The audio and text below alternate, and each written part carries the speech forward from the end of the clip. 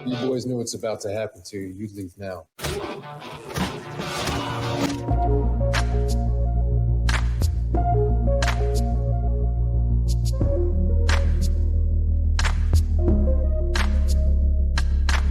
Some consider these traits to be toxic, such as undesirable in the men of today. We consider these traits such as these not only to be desirable, but to be appreciated and celebrated. Welcome to the Toxic Male Appreciation Show, hosted by and La Reina Creole. Welcome to the safe space for the toxic male.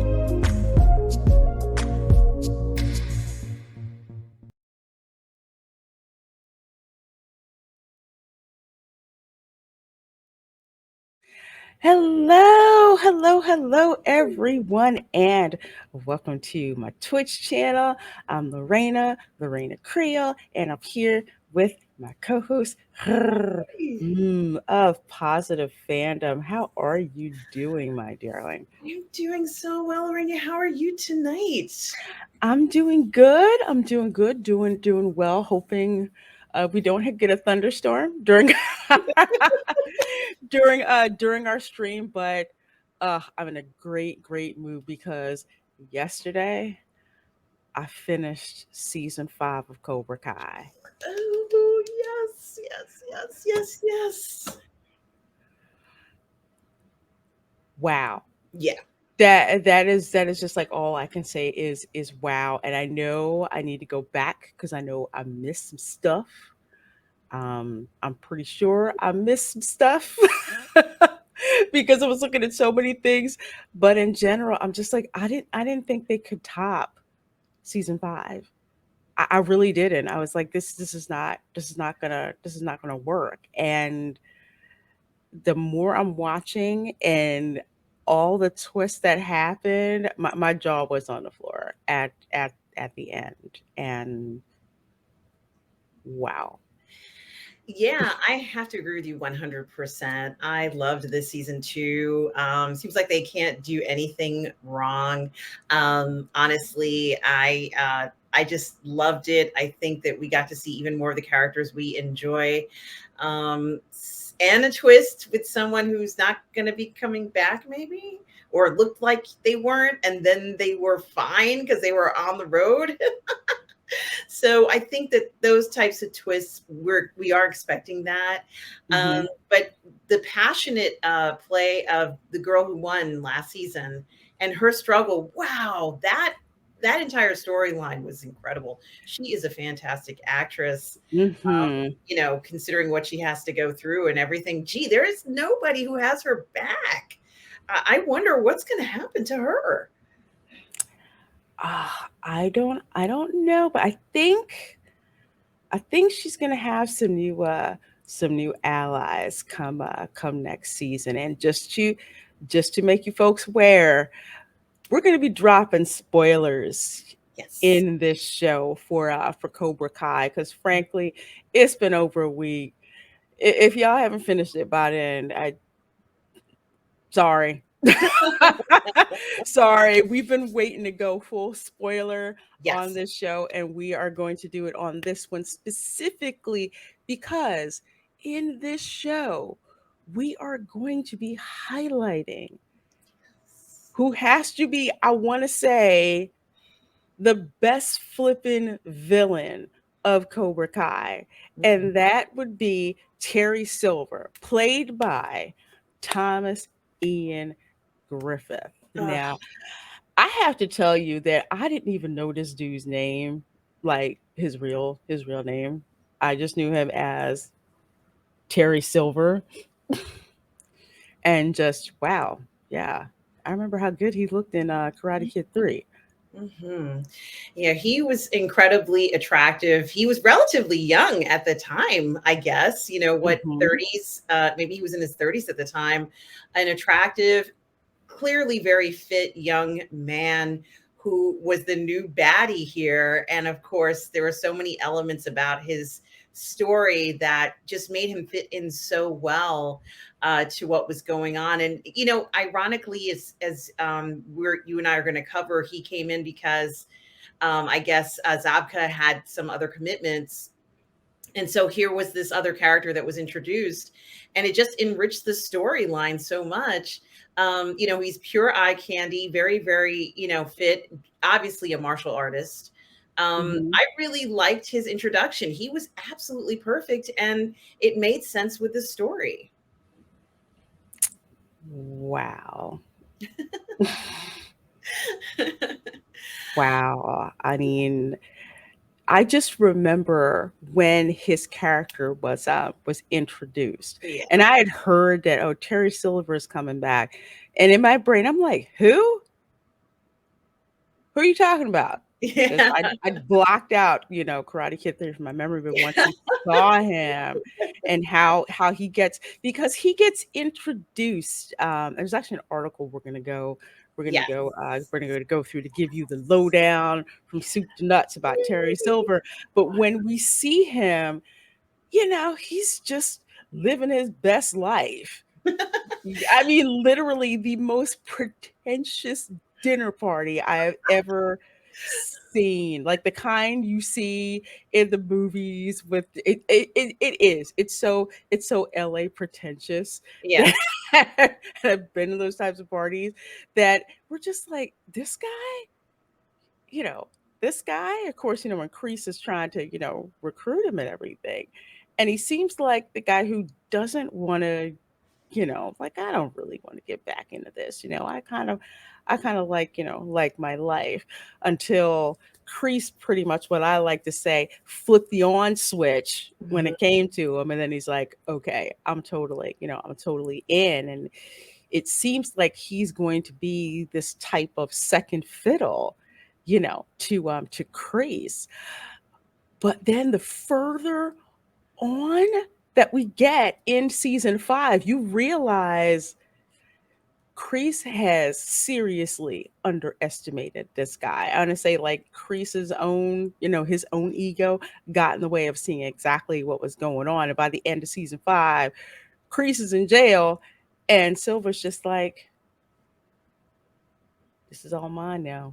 Why would I want to stand in your shadow? And it's just, did not see it coming.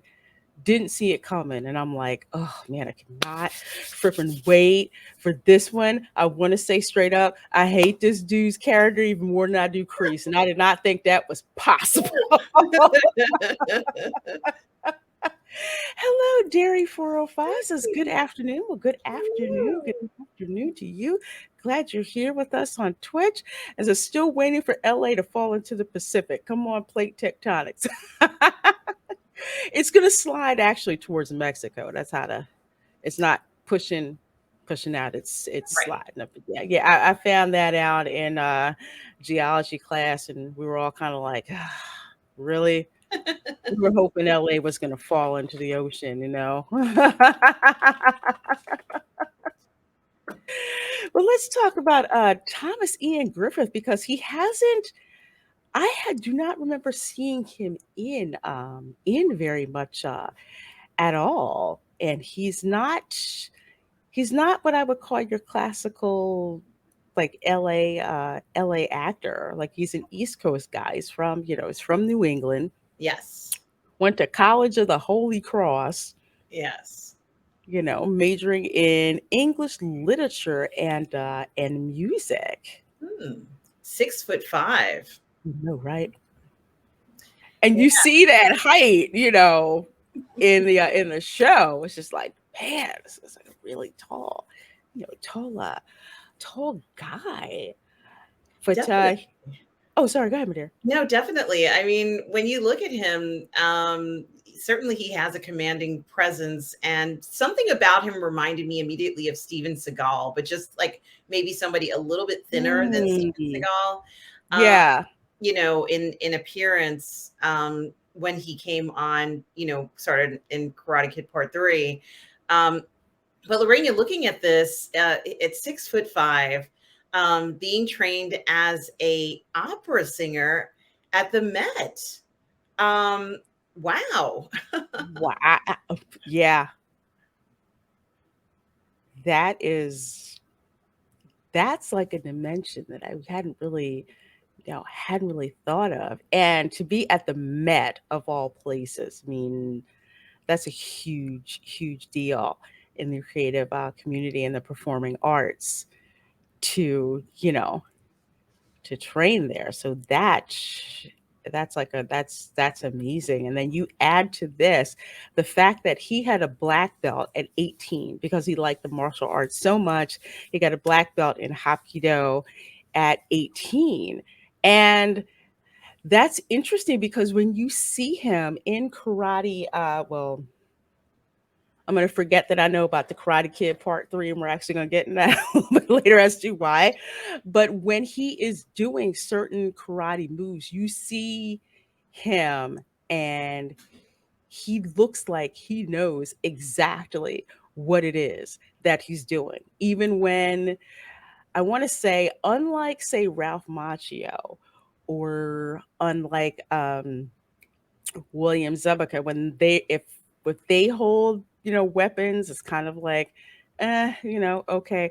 But when Thomas Ian Griffith gets a hold of a martial arts weapon, he touches it like he knows how to use it, handles it how he knows how to use it, which is why, and yeah, I'm gonna spoil this right now, which is why that fight scene between him and Chosen, when Chosen has the side blades and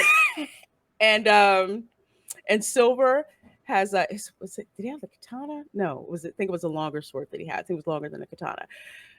That fight scene, that's probably one of the best martial arts scenes that I have seen in Cobra Kai, just because the two people involved in it are that advanced with martial arts.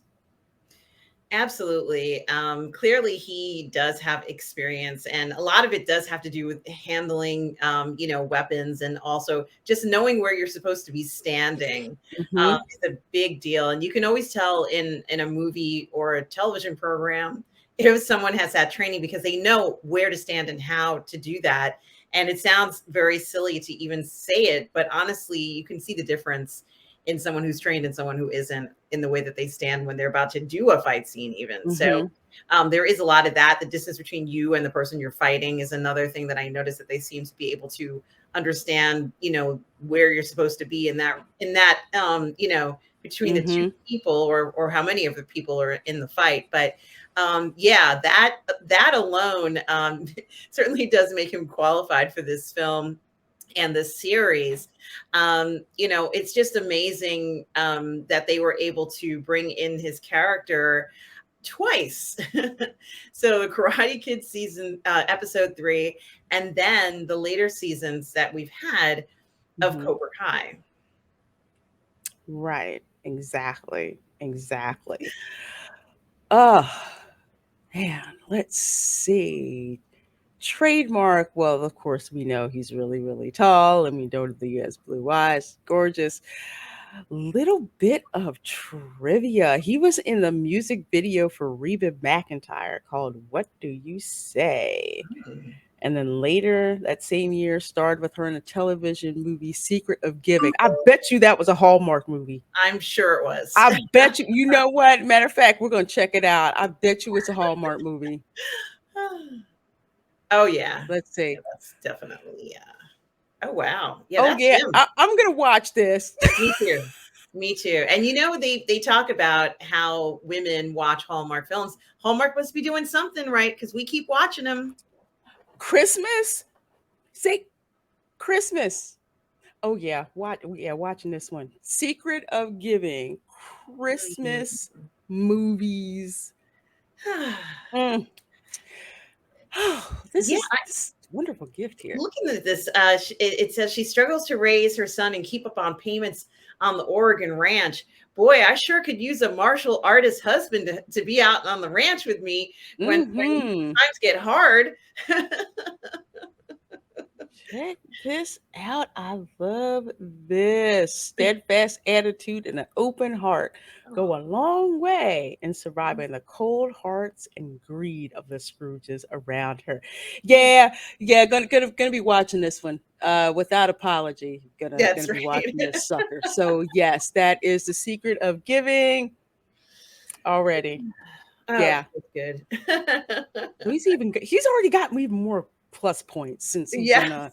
he's in a Hallmark, not just a Hallmark movie, but a Hallmark Christmas movie. And Dairy 405, yes, I did know actually right before I started this show. I got the news that unfortunately Mary Mayhem's mother passed away, and it's such shocking news. And just prayers for her and her family as they go through this, because you do not get over the death of a parent. It's just something you get through. It's not something you ever get over. So just keep her and her family in your thoughts and prayers. Send her, I mean, I don't know when she will be back on Twitter or back on YouTube, but I would, as someone who's been close to someone who's lost a parent like that, feel free to like post messages of support. And when she's ready to come back and check those messages mean a lot, because it makes you realize that even though you weren't mentally present, there were people there wondering about you and caring about you and sorry about the loss that you went through. So it does mean something. So whether she looks at it next week or next month or in several months, the timestamp says, when you were there. So uh that was just so sad to hear today. So, Mary, you're in our thoughts and prayers, dear. Absolutely. Mhm. Let's see. He plays the accordion? Wow. Is it the heavy one you think, or the smaller one, Lorena? Hmm. If he wants to have some serious street cred with the accordion, he's got to play the big one, like the one that you have in the polka bands, the one that you have in like the merengue troops in the Dominican Republic. The accordion. He has to be able to play that one. Wow, that's Oh my that's gosh. pretty freaking awesome. Yeah, That is awesome. You have to hold it while you're playing it, which is the challenge, I think, for anybody, because it looks so heavy. But yeah, that's definitely really different. Yes. Mm-hmm. Yes. Let's see. He retired from acting in 2007. Mm-hmm. However, he actually turned down offers to play Terry Silver in Cobra Kai, because Oh, he's just like, really? I'm retired from acting. I think I remember hearing that, because people were like, is Terry Silver going to appear? It's just like, no, nah, I'm just, retired. And that was like the whole thing that blew people's minds, was like, Terry Silver is going to be showing up. So my guess is, and this is just me, that when Cobra Kai first started, I mean, my whole attitude was like, why are you going to do this? We've seen the Karate Kid. But I think after those like first 2 to 3 to 4 years of just how big of a phenomenon Cobra Kai became, that maybe thought, okay, if I'm going to unretire from acting, I can unretire for this. Mm-hmm. Mm-hmm. And we have seen actors retire and then come back, and the timing Mm-hmm. has to be right, like what you said, Lorena, that it has to be the right setting, the right feel. And I'm kind of glad he is coming back, because now we're getting more episodes with him in it. He's a great actor. He's really making the series great. I sent you a video of him playing the accordion, Lorena, in your email. I don't know how big the video is, but let's just see if you Let's can. see. Very last minute. This is very last minute. I was like, yeah, let me see if I can find a video of him playing the accordion. I wonder if is he playing the Pennsylvania polka? I know. Let's see. I just didn't think I'd find it, and sure enough, it was like, yeah, there he is playing the accordion. Oh my gosh. For St. Patrick's Day. Okay, yeah, we're gonna play this one. We're totally gonna play this one Okay. because you can't say that you play the accordion. It's like, do you play at playing the accordion, or can you actually really play the accordion? Yeah. So let's see here. Well, oh, it's the heavy one. That's heavy. Yes. I just have to break out the old box. No leader hosing, unfortunately, man. That would have been gold. For all the Irish step dancing. Oh, look at that smile on his face. Dance school. He's like, yeah, I like And it playing brings this. me back to my roots.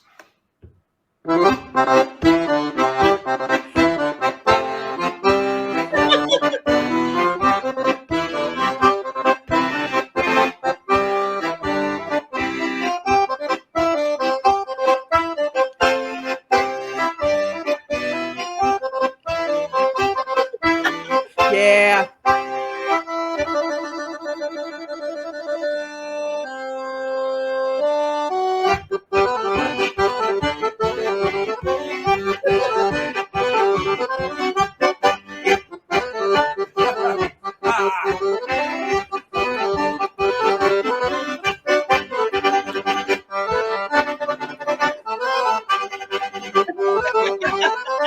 How can you not smile when you play the accordion?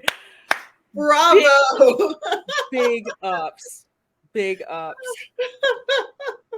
Well, that was unexpected and quite delightful. Yes, very. That was like a happy surprise. Only thing that could have made it better if he was playing the either roll out the barrel or Pennsylvania polka. Yes. Oh yes. man, that was absolutely awesome. Let's see here. Let's look at some other stuff that he has been in. So interesting seeing all this stuff. No, I want the entire screen, and I want that other one. There we go. Okay, let's see. He was in. Here's what cracks me up. Okay, we know about Karate Kid Part 3. You know, we kind of forget about that. Yes. He was in Vampires. Okay. I don't think I've seen that. Have you, Lorena?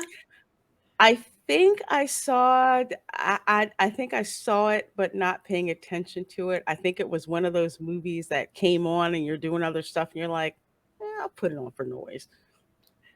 So I think I have, let me pop up the plot because I have a sneaking suspicion that I have seen this. Let's see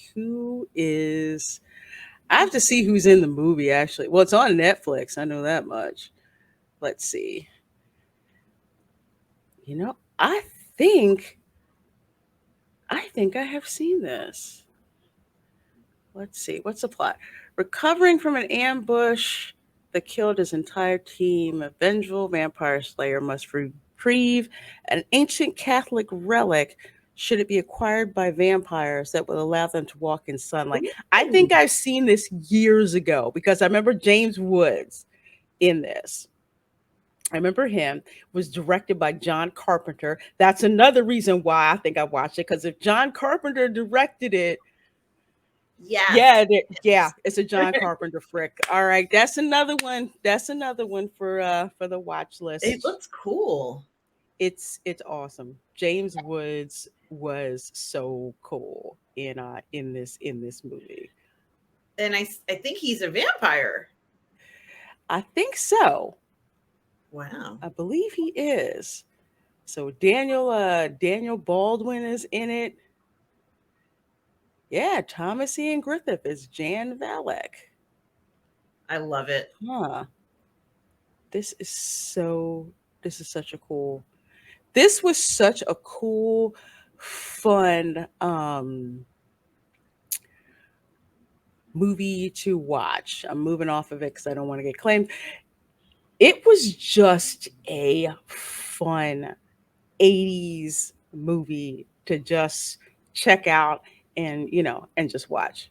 So, and it was around the time like Interview with the Vampire had come out, and there was like a push towards vampire films at that time were very popular.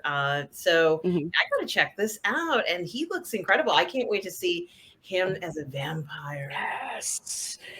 Oh, it's a delicious, delicious movie. Sure was. Oh, now I'm having flashbacks. Remember what it is? Triple X. I did not know he was in Triple X, and I've seen this movie several times because of Vin Diesel. Yes. But it's like, what was he? Agent Jim McGrath. I do not remember. No, I don't remember him. I don't remember him that at all. Okay, no pictures of that. Okay. So I think he was just he might have been the agent that got him on the plane. I don't know. But he's not someone that I remember being in this. So it may have just been let's see, when did Triple X come out? 2002. Okay, he retired in 2007 from acting. So I think it was just one of those bit parts that if you blinked, you probably wouldn't know who he was. Yes. Interesting. Very interesting. It was a great film. Yeah, it might have been Area 405 because I do not. Ian Michael Griffith has a specific look that I know that if I would have seen it, I would have known that it was him. But yes. Yeah, it may have been on the cutting room floor because I've seen Triple X several times. Shoot. Yeah. This is a fun ass movie. Yes. This is one of those where I just tuned out and was like, yeah, I just want to look at the eye candy. This and Doom with The Rock and Carl Urban. Yes, absolutely. Those are some man candy movies, let me tell you. Excessive Force. I don't remember this film. And it looks like he's the star of it. Wow, let's take a look at this one. I mean, Excessive Force. Yeah, he looks good in that. He looks good. He looks great. Now he probably does play that piano for real since he can play the accordion. Yeah. So it makes it even more impressive. And we have a legend, James Earl Jones sitting right next to him. Right there. I can't believe I ever seen this. Well, yeah, I kind of do. Excessive Force. Yeah, I may not have watched a film called Excessive Force at that time. Yeah. I'm just like, it's not really ringing a bell. Ooh, Lance Henriksen is in it. More into maybe watching something like this now, but I think when that film first came out, I might not have been watching stuff like that at that time. It's college days. Honestly, what were we seeing? What were we watching? College, looking at like funny stuff or serious action flicks. Trying to think of what else, but this wouldn't really have been one, or it would not have been the top police type of flicks that we would have seen. It came out during a streak of police flicks. You know what? When did True Lies get released in theaters? It was like 90. It was in the 90s, 94? I think so. So I remember going to see that. If it was if it was a Simpson Bruckheimer film, we were definitely going to see it. Yeah, 94 was True Lies. Okay. But I'm sure you and I have gone on dates where we've seen films like this. You were like, yeah, sure, I'd love to go. And you're like, yeah, cheap tickets, let's go. Let's go. Okay. And there was something, something for everybody to, go and watch. But I wonder. Go ahead, Maria. I think I'm gonna check this one out, Lorena. I think Excessive Force. So that's like 3. We got A Secret of Giving. I kept that tab open. Let's see. Secret of Giving, Vampires, and now this one, Excessive Force. So that's three.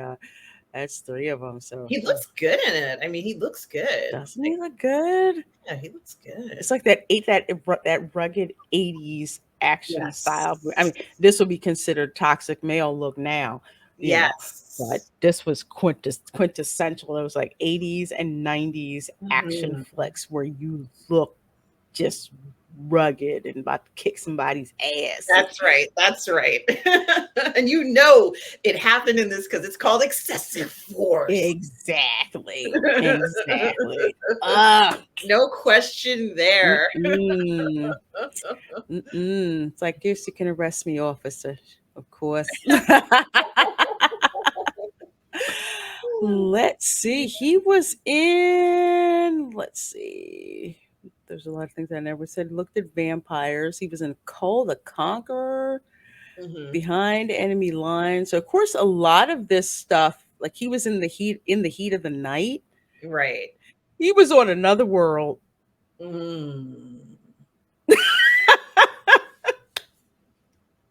I wouldn't mind watching him in Another World.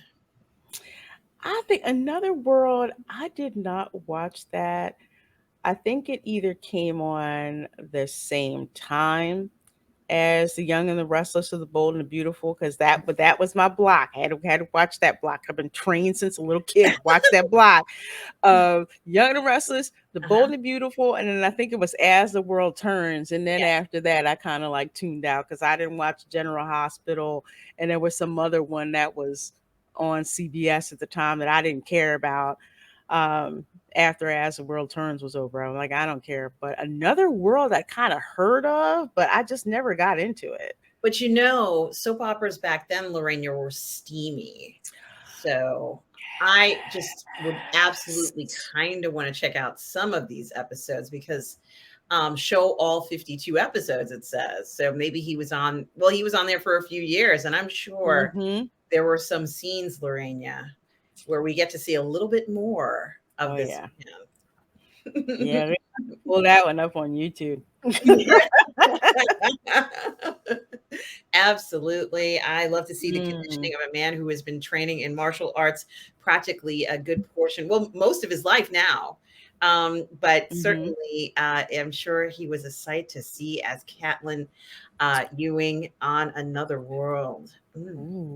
Yes. And a lot of actors, Lorraine, got their start on soap operas. They did. I think some people don't understand the type of discipline that it takes to be, on a soap opera. It's a lot of reading. It's a lot of work. And, you have to be on point all the time. This stuff is coming out, daily. Monday through Friday, and they're very tightly curated lines, because as much as people like to clown soap operas take their canon extremely seriously. You want to know why? You don't want pissed off fans who have been watching for decades telling you did this, you shouldn't have put this person with this person or that person with this person. I mean, literally, they'll say you cannot keep these two people together because of XYZ. This isn't going to work because this happened years ago, or they were in this car accident and they didn't come back, or, so-and-so blew up, or, well, did they really die or did they just disappear? Okay, well, we saw the car crash, but we didn't see a body. So technically we could, bring them back. Soap operas are some serious, serious business. Now, you've seen Soap Dish, right? Yes. And I think Whoopi Goldberg plays one of the writers on that particular movie, where she talks about this character coming back, and it stars I think Kevin Kline is in it, and his character was written off, and Whoopi's like, well, how do we write back somebody who's been decapitated? How do we do that? Of course it's a comedy, but there were things that, probably wouldn't fly now, but in the context of the soap opera, they did. Yes. Mhm. But those steamy scenes, Lorena, I used to watch Days of Our Lives, and yes, that's right, duct tape, chicken wire, and Crisco. WD-40. That's right. That is right. I used to watch Days of Our Lives, and I'm sure there were some steamy scenes of a young Thomas Ian Griffith in there, in the Mhm. soap opera that he was in. So I might have to check that out too. I wonder if I could find one. You know what? We're gonna look this up since her and I are some serious soap opera heads. Yes. Was this him? Ooh, I recognize him as a young man. He looks Wait. Soap Opera Digest. Do you remember that? yes. Look at that smile there. Hello. Oh my Hello, goodness. sir. TV's hottest new couples. Knots Landing. Wow, that was a nighttime. Whoo, that was up with Dallas. That's right. That's right. And they were Dynasty. as popular as the daytime soap operas. Yes. Yeah. Oh, look, it says on location with Days, Bo, and Hope. That's Days of Our Lives, Bo and Hope. And they're still on this. They're still on Days of Our Lives. I'm getting nostalgic, Lorena. It feels so good. This soap operas, they've gone on for like decades. Mm-hmm. And it's scary. It's like some of them I'll just drop back in. I haven't seen them in like 10 years. And all of a sudden I'm like, wow, Victor Newman hasn't aged a day, has he? He's still around. Yeah, you know? I think it's the same guy. Is it Sonny? There's like one guy who's on the soap opera named Sonny. I can't remember his real name. He looks the same, Lorena. He looks the same. And I keep watching it just to see him. And I'm like, he looks so good on the screen. It's just fun to see these actors still be able to act and entertain us. Sorry, we had to go in this. This is how soap opera fans are. If we find out you've been in a soap opera, we're like, which one? Which one? Did I watch that one? Did I know about this one? So, okay, you know what? If you think sci-fi and pop culture fans are crazy, you haven't met soap opera fans. That is right. Okay. Mm-hmm. Okay. And this is at a time when you'd have to write in or call the network to get your point across, and you would, like, people would call, send letters, send everything, show up to the studios if you live close by. It was serious business. Let me see if I can find some hot and steamy. Look at that. Let's see. He was also in the Heat of the Night. That was an amazing drama series. It was. I love that series. I just really enjoyed it so much. I did too. It really was something. It was ahead of its time. I mean, the film, I think one of the films, or let's say, I don't remember whether it was a play originally and then on Broadway, maybe in the 50s or 60s. And then there was the movie with Sidney Poitier that came out, and then the television series with Carol O'Connor. Yes. A reverse role of what he plays in All in the Family. So I really thought that was such a triumph for Carol O'Connor to have such a switcheroo and play the role so well. In the Heat of the Night. It was really a great show. That was such some classic TV. Oh my gosh, he was in Wise Guy, Behind the Enemy Lines. Move up a little bit further, One Tree Hill. I didn't watch that. I didn't watch that. He was in Cold Case, so he was an episode of Cold Case. And then, I'm sorry. No, I was saying, okay, yes. And then he was in a movie called The Kidnapping. Now, this was the last one that he was in before he said, I'm out of acting. So that's him in the back there. Of the poster. Let me see if I can blow it up a little bit more. So there he is over there in the back. So I do see him there. And I sent it to you, Reina. I sent you one of his soap opera. Shoot. Okay. Okay, don't worry, guys. We're getting to Terry Silver in a minute. You're just gonna have to indulge us for really, like 40 minutes into this. More minutes. Couple of more minutes. But this is why we do this show. Exactly. We just like to just objectify y'all in a good way. In a good Absolutely. way. And soap operas did do a lot of that, where people were a little more exposed, and it was considered soft porn for housewives at the time, and they used to call it that. It was soft porn for housewives, and it was actually soft porn for everybody, but and of course in between the intimate scenes would be commercials for like Tide or dishwashing liquid, Tide, Hamburger Helper, what else? Yeah, dishwashing liquid, hair products. That's right. Mm-hmm. Yes. Baby diapers. Yes, pampers and all that good stuff. Things like that. That's kind of like, that's because that's what they call it soap. Well, for two reasons they call it a soap operas. Usually that's when people at home, housewives were usually, folding their laundry, doing their laundry. When I would visit my grandparents in the South, which soap operas in the South are serious business. I couldn't watch cartoons until like 4:00 because my grandma said, I got to watch my stories. They're coming on. Usually that's when they're folding the laundry, and I'd help fold the laundry. So they had laundry, and then you have the soap commercials and all that stuff that's on there too. Rage Fire. Yes. Mr. Clean. Yes.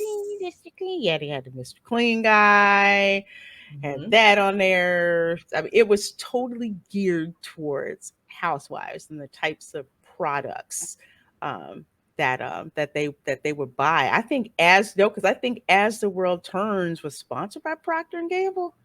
Probably. I think so, because I remember they were because you would see it sponsored by Procter and Gamble, So they totally had it on this, but Another World is tired. Not really. I am. Wow. Oh. I mean, we can go to bed anytime you want. Oh, this is some good stuff here. I don't know how far it goes, but I just before I met you. Well, it's only gonna go but so far because it's on network TV. And the people I've been with.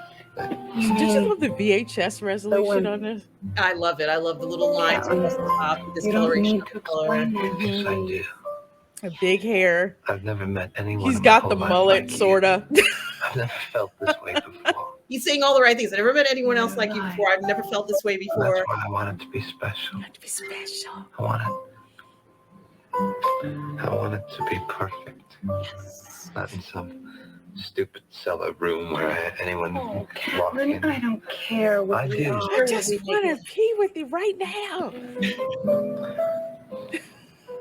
I want you so much. Yes. I want you more than anyone or anything in my whole life.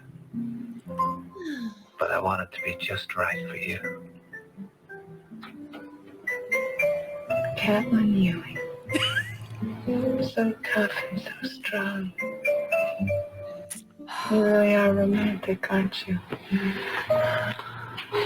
Yeah. Yes, I do.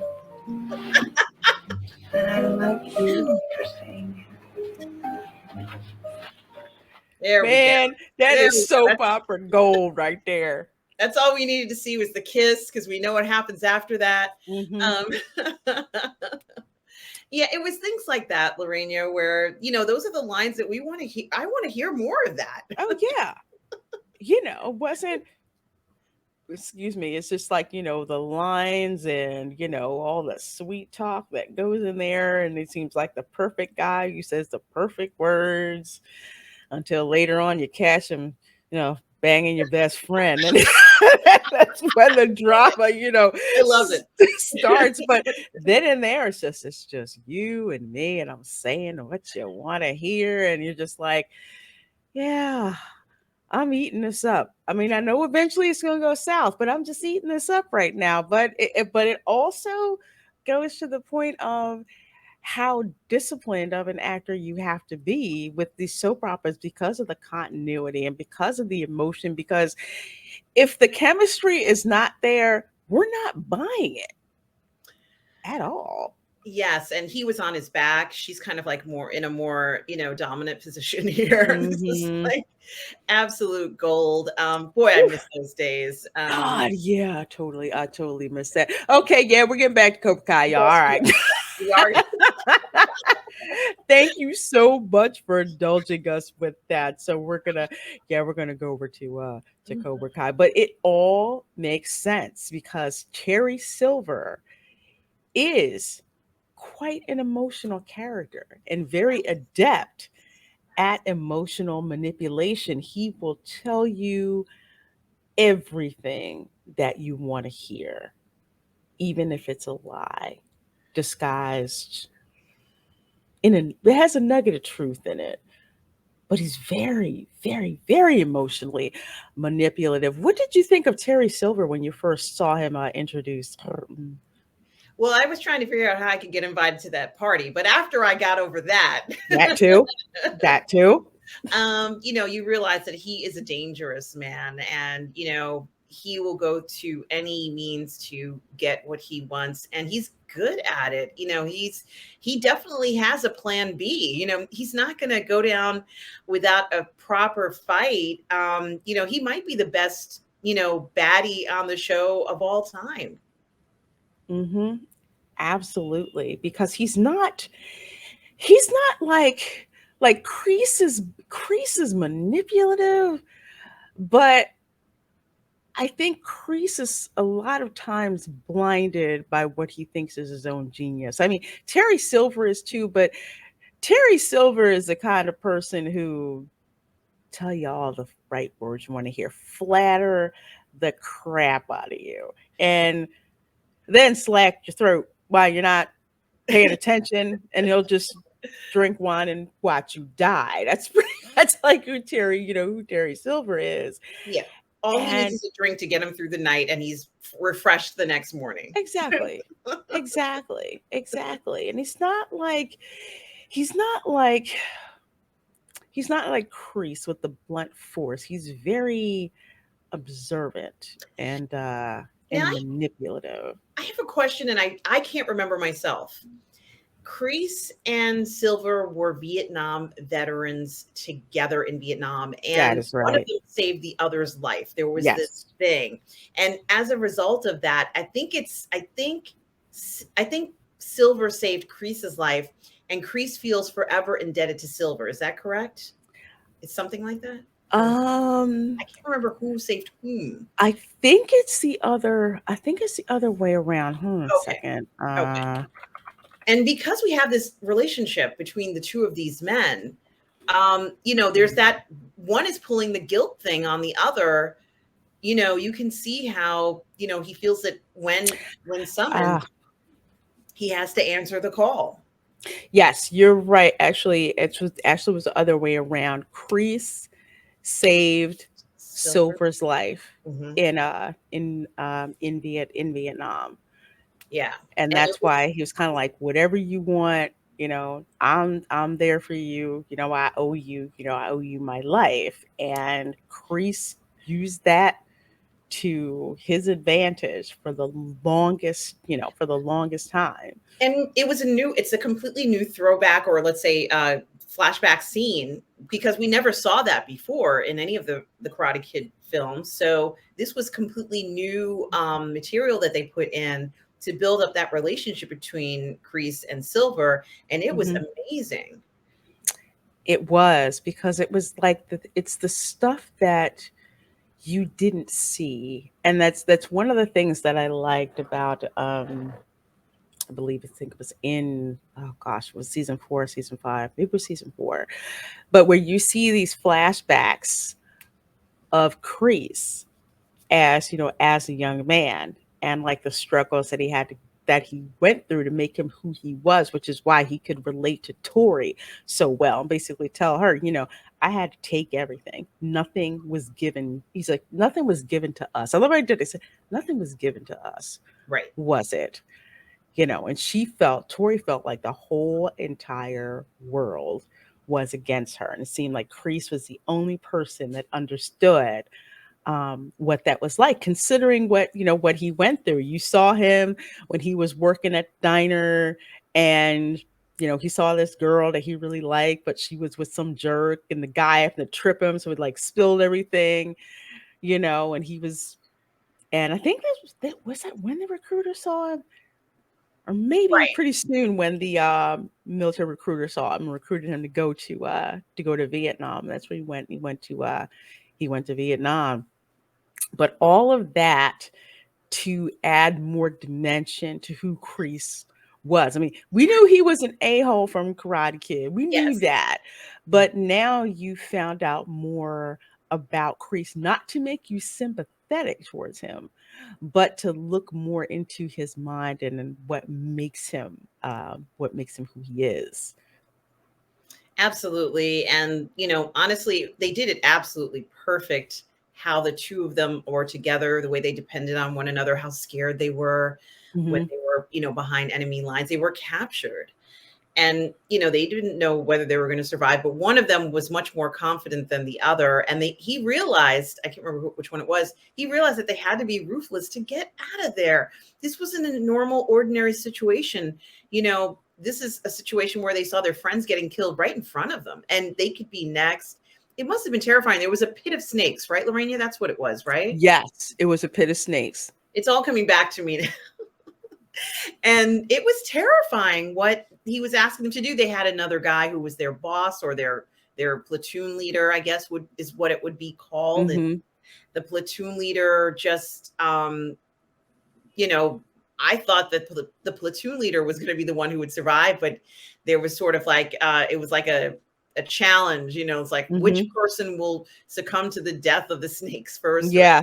Some horrible kind of situation. And, it just was terrifying. These were young boys. They couldn't have been 17, 18 years old at the time. Yeah, they weren't very old when they got sent to Vietnam. That's kind of like what made Vietnam different from World War II, is that World War II with the draft, it seemed to be men who were older. If I remember, was it Harold Faltermeyer? I'm trying to remember who did this one song in the 80s, and I think it was called 19. And there was a line in that song that said the average age of a soldier in World War II, I think, was like 25, Mm-hmm. but the average age of a Vietnam soldier was 19. Oh, man. They were extremely young, and they said that was like the difference, because you had the draft for Vietnam, where some people, I can't remember it exactly, but some of them, if they were in college or they were studying something like, say, engineering or going into intelligence or something like that, that they got an exemption and they didn't get sent to Vietnam, if I remember correctly. Mm-hmm. That's what my uncle said. He was in Vietnam, so I don't know if that part was true or not, but I do know that he was over there and he was really young. I think he was like 18 or 19, and he did 2 combat tours in Vietnam. So that was a very, very, very different situation than World War II. But yeah, go ahead, my dear. And the only other thing I was going to say is that in the 80s, Karate Kid Part 3 was shown in 1989, I think. And in the 80s, I'm not going to say that we didn't see films about Vietnam, but it was not a popular war in the 80s. In other words, there seemed to be some resentment. I don't even know if I'm saying it correctly, or society had still kind of turning their back on Vietnam veterans. And of course, you had the Rambo series that kind of, showed that, and some other, so many films that tried to express what it must have been like for a person going through that. But to be able to see their story told in present day in 2021 and 2022, that I really was happy that they got a chance to tell that story for both of those characters.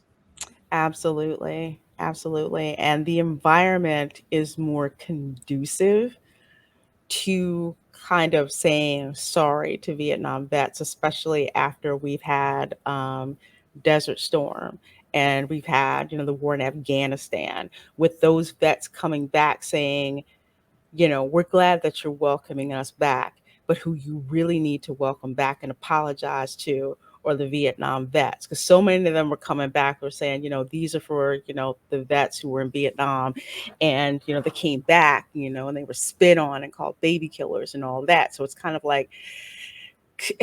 just like, yeah, you're glad we're back, but you're the same. Some of you are the same group of people that were cussing out Vietnam veterans when they came in. So many of them made a point to say that before you give me props, you need to apologize to the Vietnam vet who got sent before me.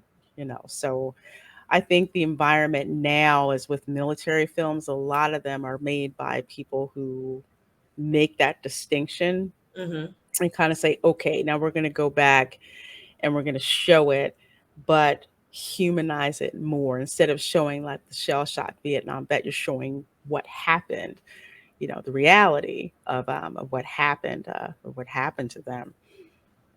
So go see Born on the 4th of July. That's an excellent excellent film, and one of the reasons why Tom Cruise actually made that film. But yeah, I remember when we first saw this, we were like, this dude, he's playing piano. He's just this stuck up hoity-toity rich LA party that you kind of want to go to. And he's just, the ultimate. I mean, it's true. It's like the lifestyles of the rich and famous. That's exactly what his house looked like, what the whole spread looked like. I thought Robin Leach was going to start walking out and talking. And it's just like, who is this dude? And then to find out that, he's Terry Silver from Karate Kid Part 3. Now, if you have not watched the Karate Kid Part 3, and God bless you if you did not, you don't worry. Cobra Kai is like getting the small best parts of Karate Kid Part 3 without having to suffer through that freaking movie. So you're fine, totally fine when you get that. So it's not like you have to go back and see that movie. And I'm so thankful to Hayden Schlossberg set it up so we don't have to go back and see that. But you see this guy now, and we're just like, how much of a threat is he? When you look at him, especially considering what he looks like in season 5, it's like when you meet this guy, we're just like, this guy, he doesn't seem like a threat. He seems harmless, and that's what he wants everyone to believe he is, this easygoing, welcoming, welcome to my party, have a drink, why don't you come in, it's good to see you.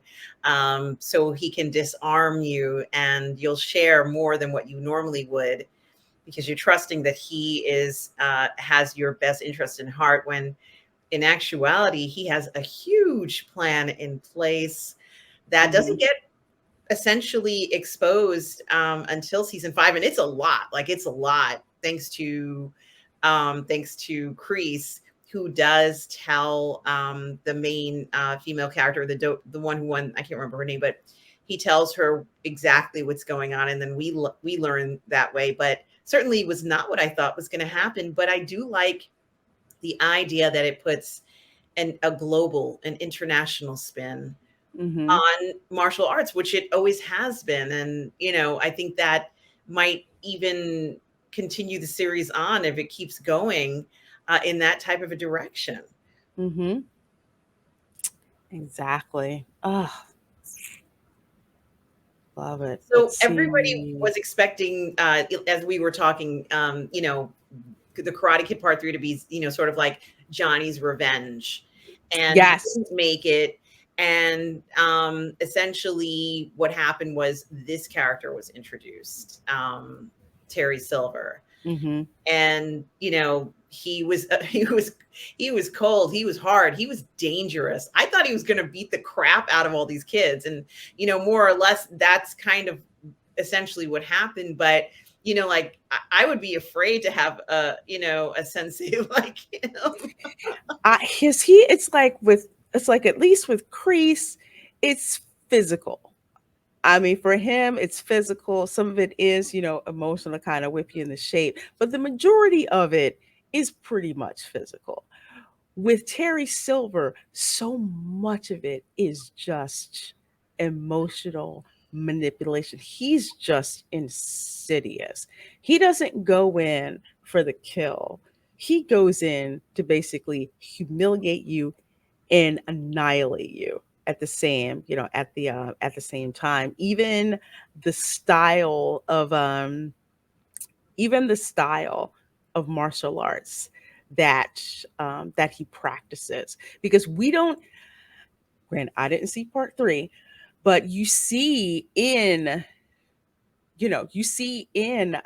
Cobra Kai in season 5 just how he's teaching his style and how slick it is, and just how dangerous in a way that it is. And it's not like the style really that Kreese teaches. It is, but not really. And then when Chosen looks at some video, he's just like, I know that style.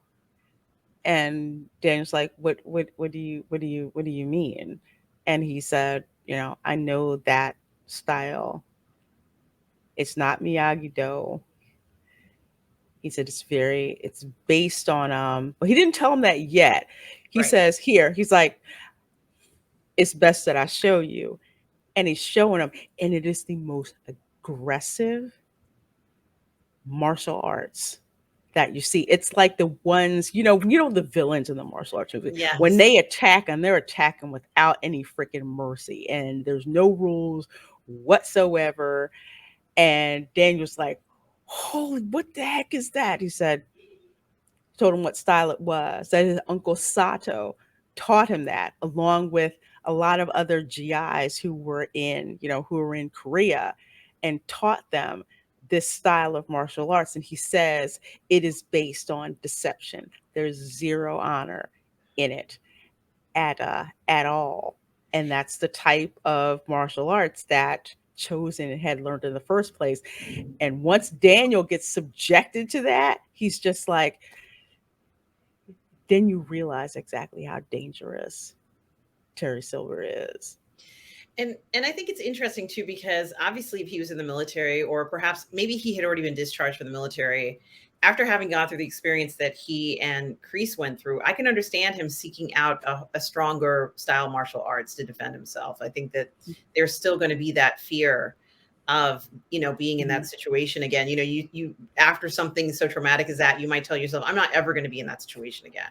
I'm going to do everything in my power to make sure I'm never in that situation again. I don't care what. I don't care how it happens. I'm not going to let that happen to me again. And I can honestly understand how someone would seek out a style that is more dangerous. Honestly, it makes sense. He's not going to go ahead and try and join Miyagi-Do after everything those two guys have gone through. They can't do that. So,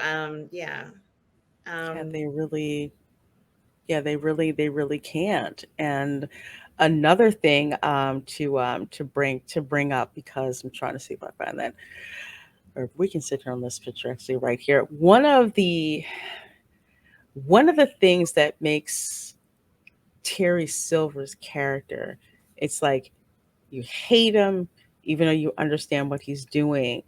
The type of kids that not only show up in Cobra Kai, but who swallow the whole thing, drink the Kool-Aid when it comes to Cobra Kai. They feel like they have no other alternative. Like the one kid, and oh God, I can't believe I'm blanking on his name. But yeah, I'll be blunt. It's the little black kid that got bullied.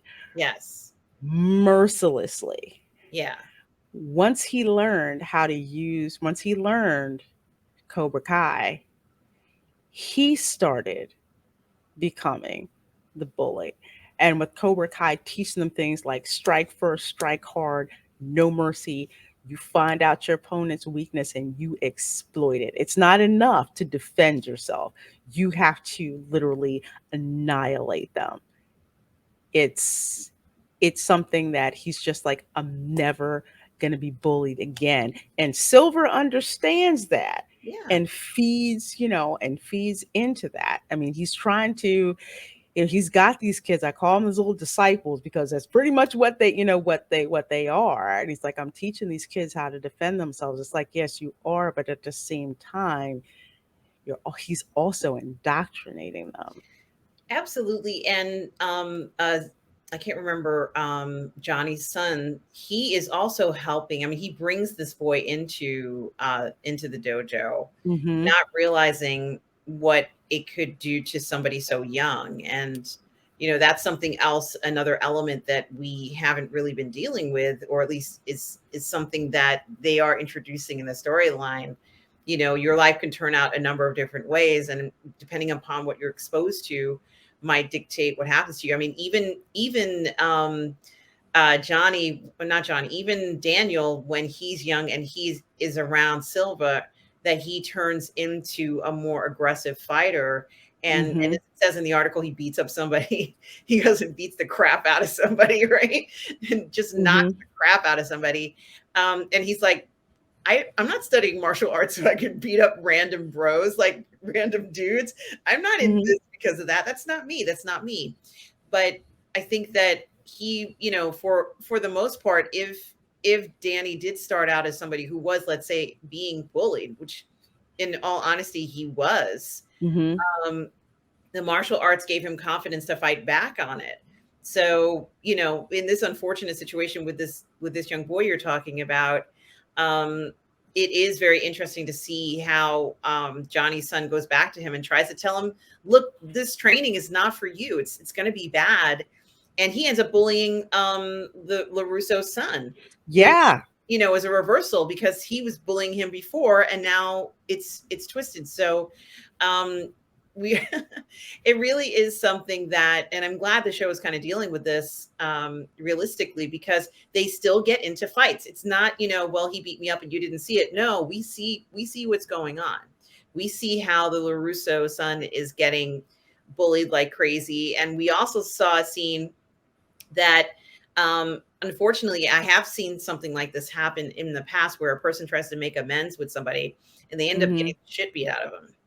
They go and say, look, I'm sorry. I'm sorry. I was wrong. I shouldn't have done that. And the person's like, I hear that it's wrong because you bothered me. I'm, and all the stuff you've done, it's payback time. And that's what happens. And Johnny's son is like, why'd you do that? What's going on with you? It is interesting to see that. But I also think that they're trying to almost give some of the kids a chance to make a decision on their own, versus, your mom is right there and she's saying, you can't do that. You are in so much trouble. For a good portion of their lives now, as they're becoming young adults, they're going to be on their own. They're not always going to have their parents around. Exactly. So they couldn't do the show where, there's always a parent looming by. And it's just, that's not the world we live in. The world isn't like that. There are going to be times when you're going to be on your own in your locker or doing whatever.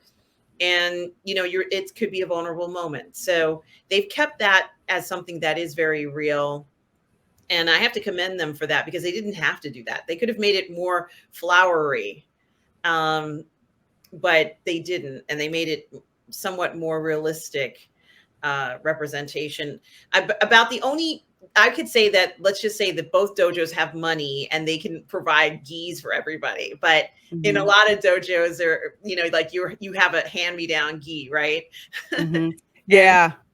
That's usually what happens. You have a hand-me-down gi, and you're lucky to get that hand-me-down gi, So I wanted to highlight this young man, because I'm so impressed. Yes. With his acting in the show. Dallas Dupree Young. Yes. And he plays Kenny Payne. Yes.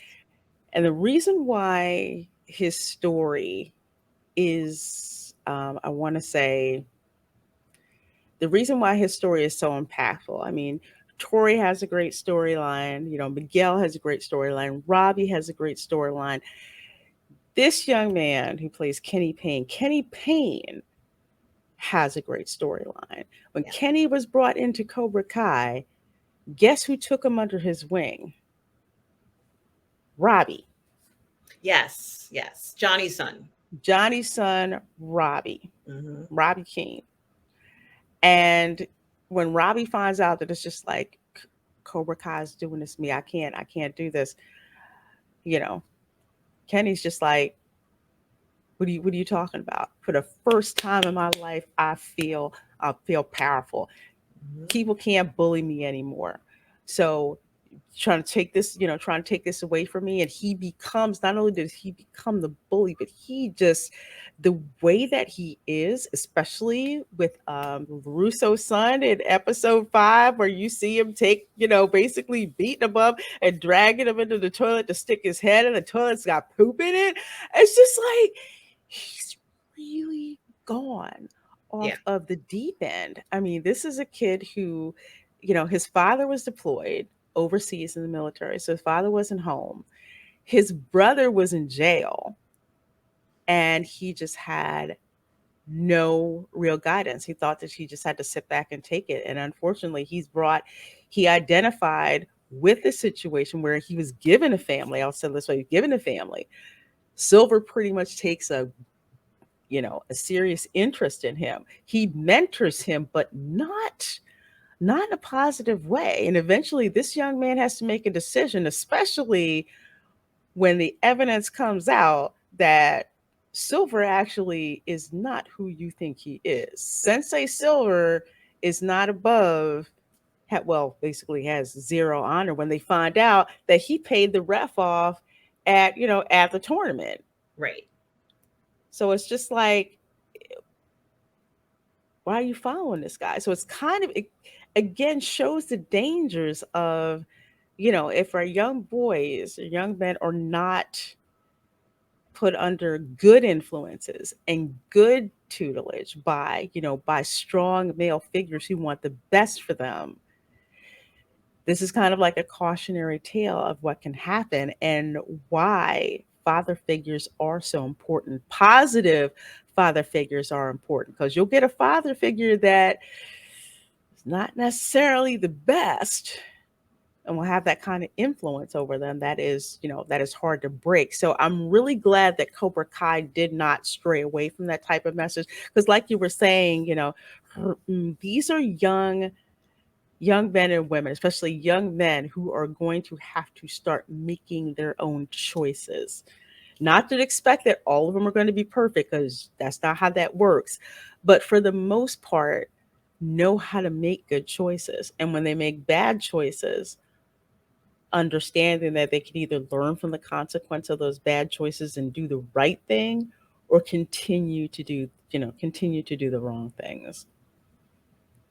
Exactly.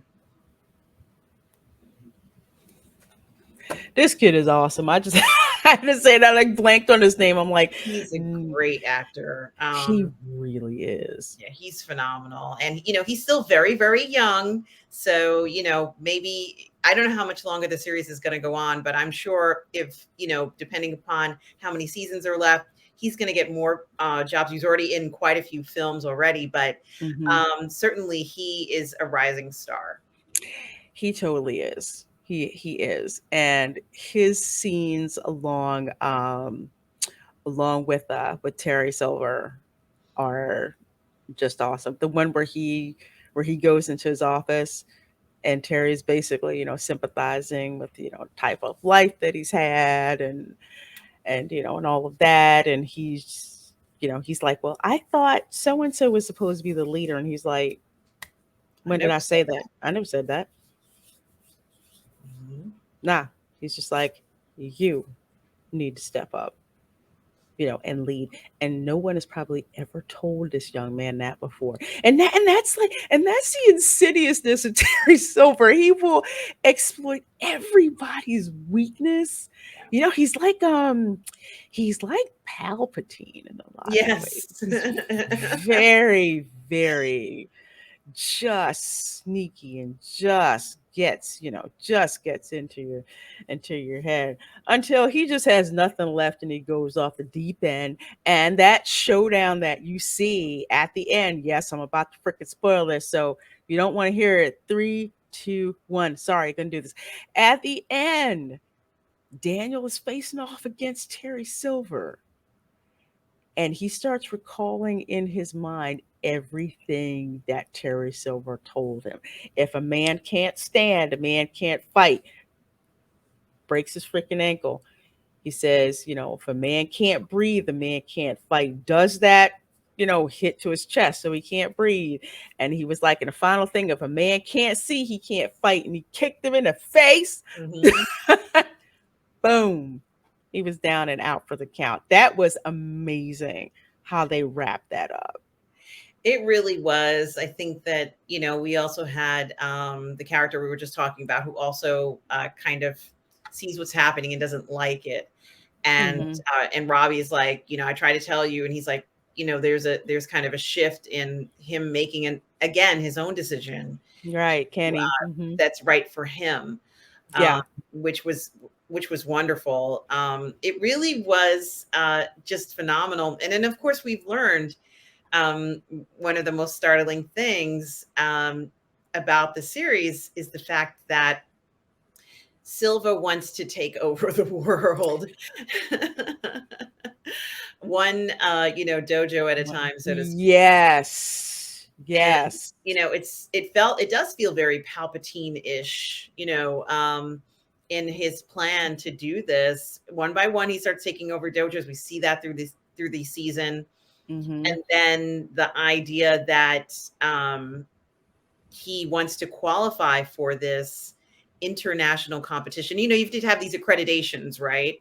Right. So we're working professionals. We know all about these accreditation stuff. So you want to become, management, program management, you have to have this accreditation from program management, whatever it is. The same for these karate schools or martial arts schools. They have to have certain accreditation. And if they want to compete in a certain level and be considered on a certain level, they have to meet certain requirements for this special type of classification so that they can compete internationally. Certainly something to strive for, much bigger than what Silver, I think, has ever done. And as far as he's concerned, and from what I can see, Reina, he has the resources to do it. He's got to have a lot of money. He has a crap ton of money. Like my friends say, he could probably wipe his butt with 20s for toilet paper and not run out of money. And you can see he will throw it around. Even the one one sensei that he brought over from I'm gonna presume South Korea. Yeah. And she was like, I'm just not impressed. But it turns out that she was the same chick when she was little watching them fight. So I think that's kind of like, how they know each other. But she's just like, I'm not impressed by your money. I'm I need to see what you're doing. I need to see if your students can impress me. And it's like, oh, yeah, of course. Sure. Whatever. Yeah. Like somehow what she's saying is like, yeah, okay, all right, yeah, you are impressed by the money. Is he doing it all to impress her, you think? That is an excellent question. Because I'm thinking, why would they show that flashback if he wasn't trying to do that? And why is he so into proving Cobra Kai or putting Cobra Kai in this like world tournament? Because when you saw in the flashback, he tried to get Kreese to do it with Cobra Kai, and Kreese was just like, I ain't interested in that. I'm not interested in that at all. But Terry Silver is just like, it's like he has to keep pushing. Like the world, to borrow a Bond movie phrase, the world is not enough for Terry Silver, taking over the valley, then, taking over, other dojos, then this like light equivalent of a kumite competition. He wants to have his dojo entered into this competition. And it turns out that they have one person from his dojo and one person from Miyagi-Do to enter this competition. Again, that okay, both of your dojos are accredited, but you guys got to fight it out. But it turns out that they both have really, really good programs that they were, that they were impressed with. So it just makes me wonder what's next for Terry Silver, since it looks like I guess he's gonna be in a clink for a while.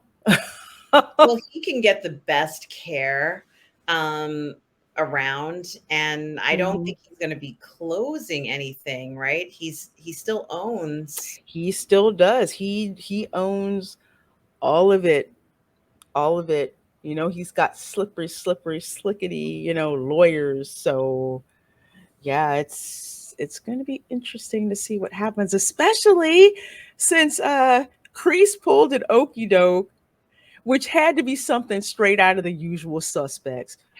It was. He put that training, whatever training he had in the military, whatever training he had in the dojo, Psyops. everything, whatever special forces things he had done, it all happened now. It was slick. It was cool. I thought he was down for the count. I should have never underestimated that I man. never should have either. I really shouldn't. I'm just like, he kicked their ass and now they're going to try to shiv him in prison.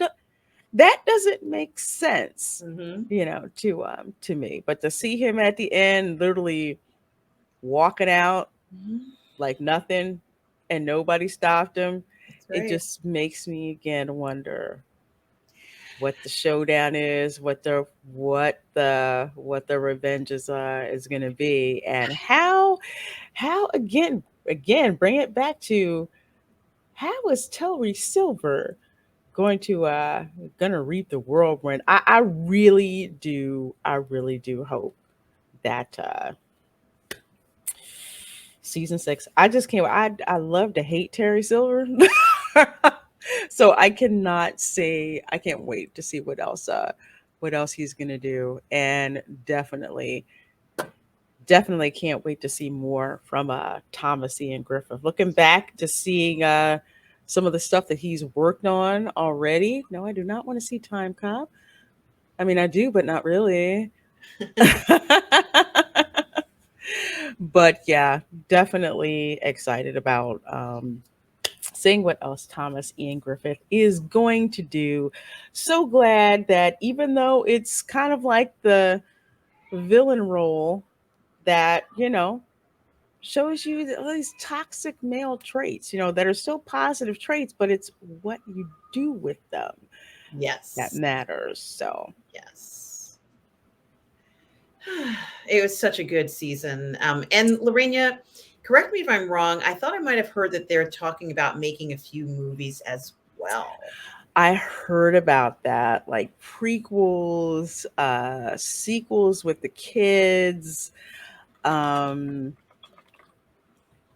It's going to be interesting because they've got an excellent foundation. There isn't a bad season. Like I said, it's kind of like picking among your favorite pets. Like which one do you like the most? And I like the most. They've got so much great material, and they've proven that they can create something new based on what came before and kind of fill in those blanks of like what we didn't see. That I really have a lot of faith right now from what I've seen of what they're going to do if they do movies for this. It's I will definitely be there with bells on if they're making Cobra Kai movies, and the fan base is more than likely going to be all for it because we really haven't seen something to show us that they're running out of fuel. If anything, they've got their foot on the gas, especially for this season. They have their foot on the gas. I kind of was joking about it before, but I wouldn't be surprised, as I said, more kids going into martial arts as a result of this show. And you and I were talking about it the last time that we had Toxic Male Appreciation. talking about, of course, Johnny's William Zabka's character. I wouldn't be surprised if even more kids are interested going forward now, wanting to find out about these international competitions, not knowing that it even existed, but finding out through Cobra Kai, just it's an exciting time, I think, for martial arts, especially for young people. Exactly. Absolutely. Absolutely. Oh, well, another cool episode of Toxic Male Appreciation, where we appreciate the heck out of all you toxic males. Keep doing what you're doing. Don't be apologetic. Don't be a Terry Silver. Don't be a Terry Silver. And of course, next week, we're going to get back to our watch parties for the terminal list. So we haven't forgotten about that. We are definitely going to get back to that. So, do you want to let the folks know where they can find you and what you have going on?